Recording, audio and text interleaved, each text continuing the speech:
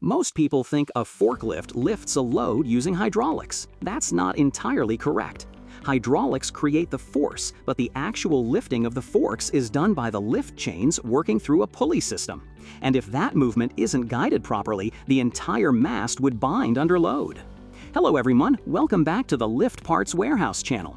In this video, we're going to break down how lift chains actually raise the load and how mast rollers keep everything aligned and moving smoothly.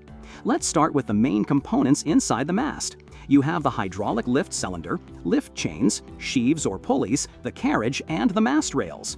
When the operator pulls the lift control, hydraulic fluid is sent into the lift cylinder. This causes the cylinder rod to extend upward. But the cylinder is not directly connected to the forks. Instead, the top of the cylinder is connected to a sheave assembly. This sheave is essentially a pulley that redirects the lift chains. Now look at how the chains are routed. Each lift chain is anchored at a fixed point on the mast frame. From that anchor point, the chain runs upward over the sheave and then comes back down where it attaches to the carriage.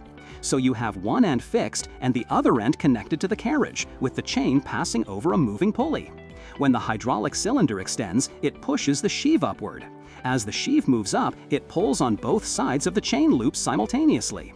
Because the chain is fixed at one end, the only way it can respond is by pulling the carriage upward. This creates a mechanical advantage. In most forklift masts, this is a 2-to-1 ratio. That means if the cylinder moves up 1 inch, the carriage moves up 2 inches. The reason is simple. The sheave is pulling 2 lengths of chain at once, effectively doubling the movement at the carriage. This is how forklifts achieve high lift heights without needing extremely long hydraulic cylinders. Now, at this point, the chains are doing the lifting.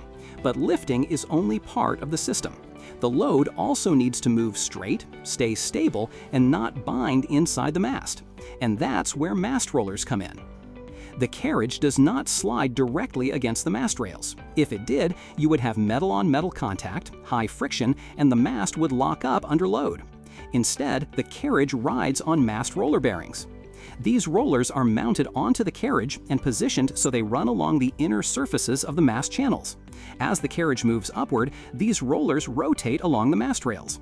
This rolling contact reduces friction and allows smooth vertical travel even when carrying heavy loads. Now let's break down what these rollers actually do. The main load rollers carry the vertical force. When you lift a load, that weight transfers from the forks into the carriage and from the carriage into the load rollers. These rollers press directly against the mast rails and support that load as it moves upward. At the same time, side rollers control lateral movement. They keep the carriage centered inside the mast channels and prevent it from shifting left or right. Without these side rollers, even a small imbalance in the load would cause the carriage to twist or bind. Together, these rollers keep the carriage aligned and allow it to move straight up and down. If we trace the full load path, everything connects clearly. The load sits on the forks. The forks are mounted to the carriage. The carriage transfers that load into the mast through the rollers. The lift chains pull the carriage upward. And the hydraulic cylinder provides the force that drives the system. Each component has a specific job, and all of them have to work together.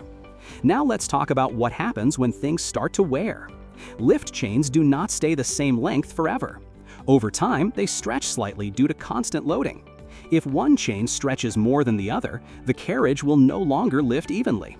One side will rise slightly ahead of the other, potentially tilting the load. This puts extra stress on both the mast and the rollers. Mast rollers also wear over time. Since they are constantly in contact with the mast rails, they can develop flat spots, uneven wear, or looseness in their mounting. If a roller wears down, it creates extra clearance between the carriage and the mast. This leads to play in the system. You may start to notice the mast shaking, the carriage moving unevenly, or the lift becoming jerky. If the rollers are too tight, the opposite happens. The carriage begins to bind, increasing friction and putting more load on the chains and hydraulic system. This is why proper adjustment and inspection are critical. Lift chains need to be checked for equal tension, wear, and corrosion. Mast rollers must rotate freely, maintain proper clearance, and make even contact with the mast rails.